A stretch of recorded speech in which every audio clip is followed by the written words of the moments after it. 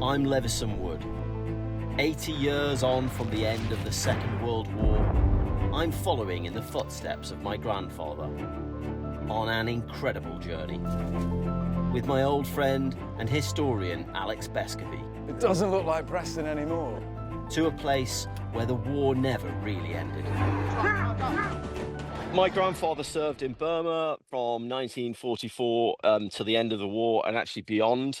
He served in Japan as part of the Allied occupation force. And so I've always wanted to do something that paid tribute to him. What do you know about his war experience, Lev? Well, like many of his generation, he didn't say very much about it, particularly to his son, my father. But I do remember a few stories growing up when I was sort of 9, 10 years old that really kind of shook me, but also inspired me in many ways, because as a young lad from Stoke, aged 18, that was his first big adventure. The first time he'd left the country was to go off to war. So he went to places like South Africa, India, Burma, Japan. And it really inspired me to want to travel and see the world myself. Alex, why do you think the Burma Campaign has been so overlooked compared to other parts of World War II? I think it's partly the way that we teach history in this country. I think for a long time, we forgot there was a sort of Eastern Hemisphere and that this was a world war. I think often, school kids are taught World War II history well, and it's very much a kind of Eurocentric view of the world.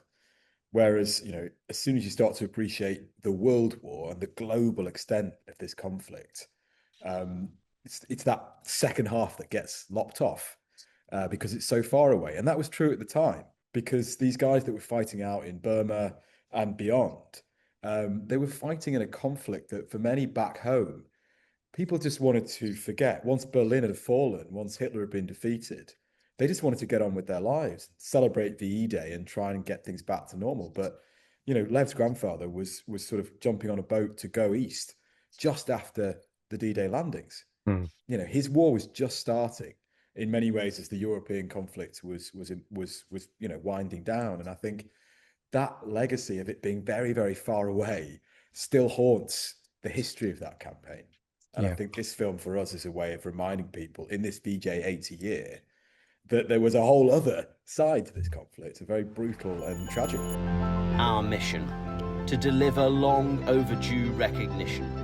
I've got a surprise. I've got a letter from King Charles. Wow, that's absolutely amazing. So Corporal Con Herh, it was his 100th birthday this year, and a really inspiring man.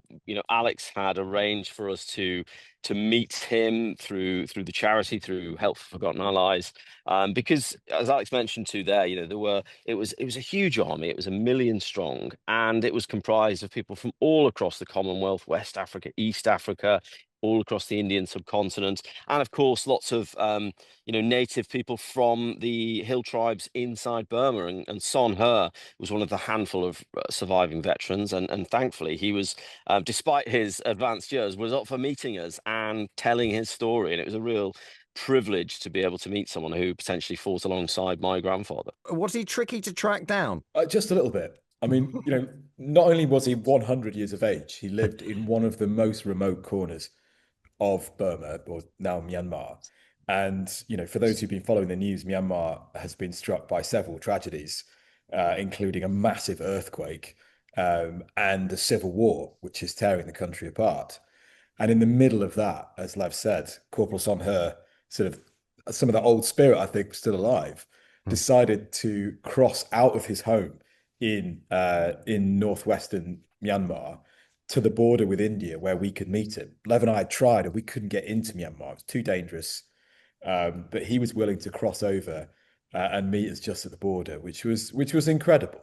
I'll never forget that moment. It was just so happened on Easter Sunday, and it was a beautiful day in the Indian hills, and very, very emotional moment where we could join him for a church service on Easter Sunday. And what was he actually like, Lev? He was very, very sharp. He remembered the names of his former comrades, the British officers that he served under, and he was over the moon when we presented him with his last, the Burma Star medal, which he'd been waiting 80 years to receive.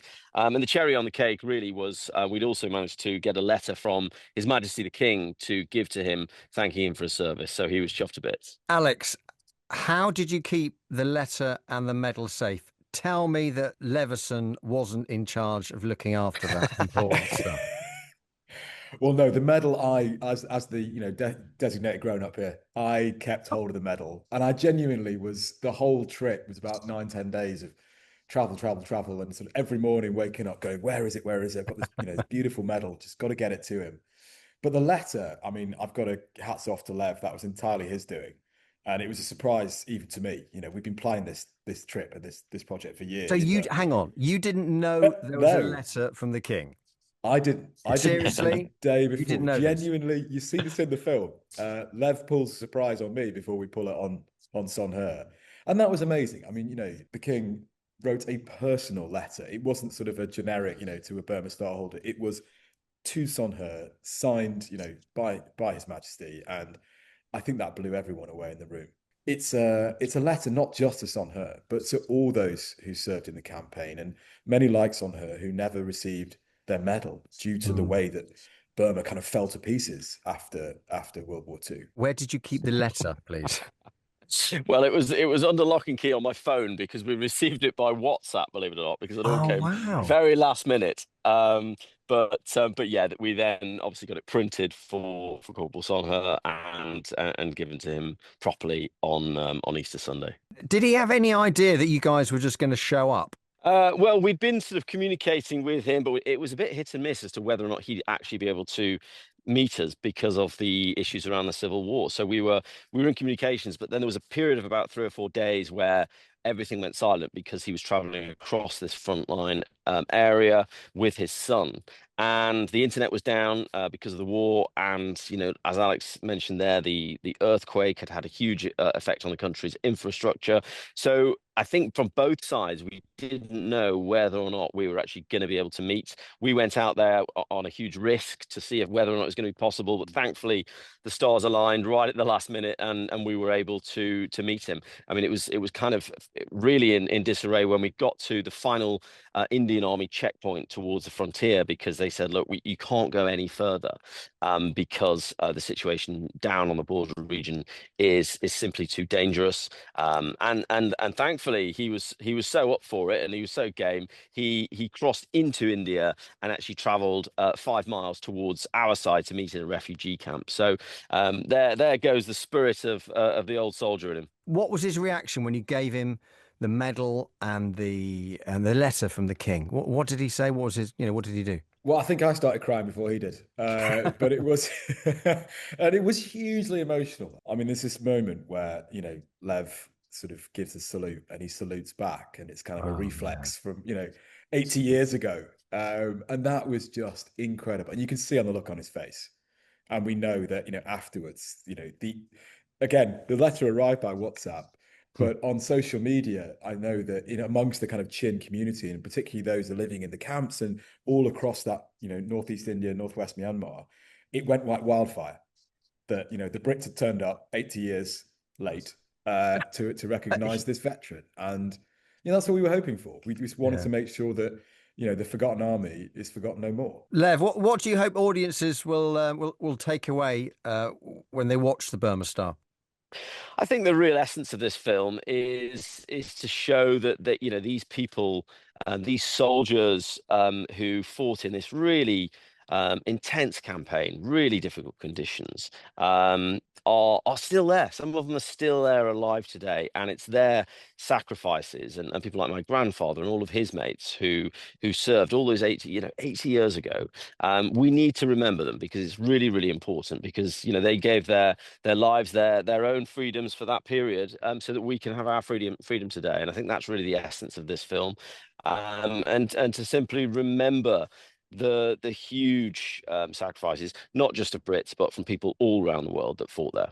Apart from obviously presenting the medal and the letter, do you have a favourite moment in the film? I think for me, simply retracing my grandfather's footsteps, standing where he stood up in that northeastern part of India. It was a place that I'd always wanted to visit, places like Nagaland.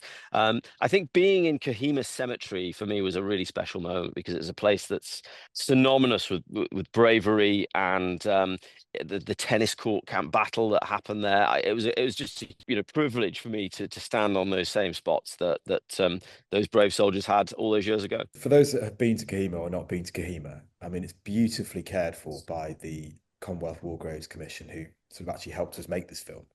They're doing an amazing job in preserving the memory and legacy.